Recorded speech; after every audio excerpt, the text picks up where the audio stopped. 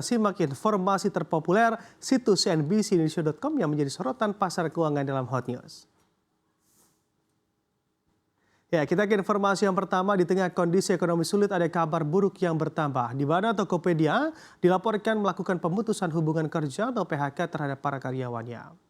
Atas isu yang beredar, emiten teknologi PT Goto pun buka suara terkait PHK sebanyak 70% di tubuh Tokopedia mulai bulan Juni 2024. Goto meyakini bahwa anak usahanya akan mempertimbangkan keputusannya dengan baik dengan prinsip kehati-hatian sehubungan dengan pengelolaan kegiatan usahanya.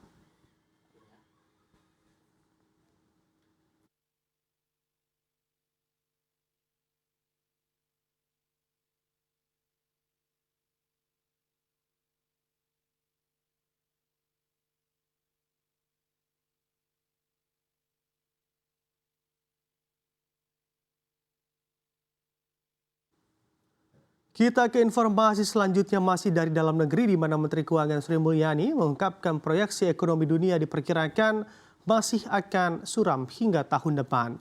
Dirinya pun mengingatkan akan besarnya tantangan serta berbagai resiko ekonomi global yang mungkin terjadi hingga 2025. Dampaknya kini sudah terasa di tanah air kita. Misalnya saja mata uang Garuda terus tertekan dan sudah ambruk hampir 2% sepanjang April lalu. Deputi Gubernur Senior Bank Indonesia, Desri Damayanti menyampaikan pelemahan rupiah sejak akhir Desember 2023 hingga saat ini mencapai 4,93%. Meski masih lebih baik dibandingkan dengan mata uang Filipina, Korea Selatan, dan juga Thailand yang sudah di atas 5%.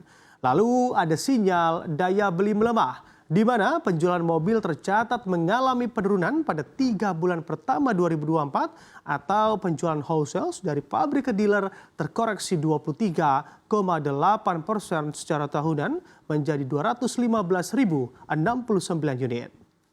Saat ini suku bunga di dalam negeri bertahan tinggi 6,25% dan bisa berdampak kepada kredit yang berpotensi akan semakin mahal. Selanjutnya, survei konsumen Bank Indonesia pada Mei 2024 mencatat indeks keyakinan konsumen atau IKK di bulan Mei 2024 menurun menjadi 125,2 poin.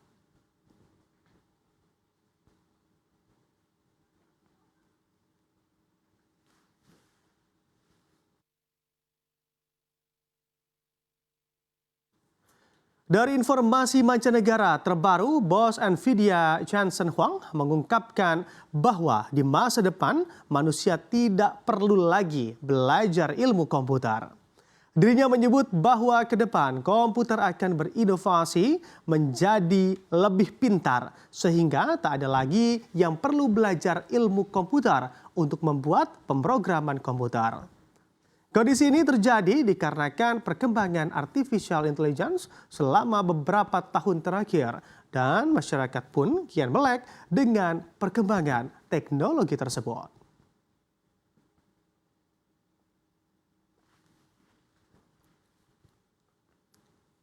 Masih dari mancanegara, di mana pasukan Rusia memulai latihan tahap pertama yang melibatkan pelatihan praktis dalam persiapan dan juga penggunaan senjata nuklir non-strategis atau taktis. Wakil Menteri Luar Negeri Rusia, Sergei Ryabkov, mengungkap Rusia berpotensi membuat perubahan pada doktrin nuklirnya jika ada tindakan eskalasi oleh Amerika Serikat dan juga sekutunya. Adapun Presiden Vladimir Putin telah memerintahkan latihan tersebut di awal bulan ini. Moskow telah mengaitkan latihan tersebut dengan apa yang mereka sebut sebagai pernyataan militan oleh para pejabat barat yang menurut mereka menciptakan ancaman keamanan bagi Rusia. Hal ini sejalan dengan Kementerian Luar Negeri Rusia yang telah menyinggung tentang komentar Presiden Prancis Emmanuel Macron yang melontarkan kemungkinan pengiriman pasukan Eropa untuk melawan Rusia di Ukraina. Para analis keamanan mengatakan latihan ini dirancang sebagai sinyal peringatan Putin untuk mencegah Barat terlibat lebih jauh dalam perang di Ukraina. Kementerian Pertahanan Rusia mengatakan latihan tahap pertama ini melibatkan rudal Iskander dan juga Kinzhal.